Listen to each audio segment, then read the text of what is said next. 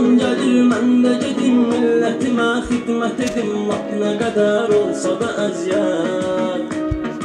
Öz yerimə, ünvanıma, doğma Azərbaycanıma, nə qədər edərəm xidmət.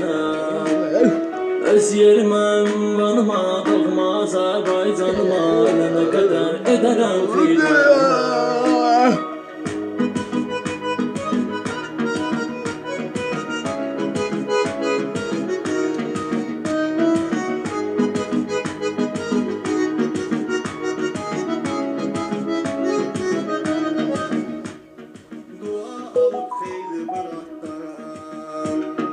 Yola düşürəm vayım.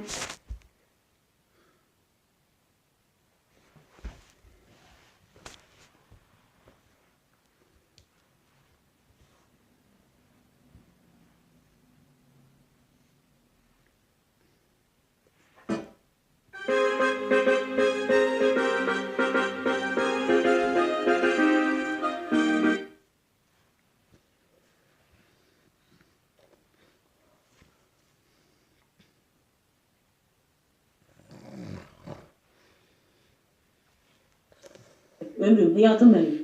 Sana kurban, hamamdaydım, çimiren. Paltarım zaten var, onları elimde yiyeceğim. Sana kurban, ben bugün toydayım. Ona göre sana cevap verebilmirəm. Hayatım benim. Öpürəm seni.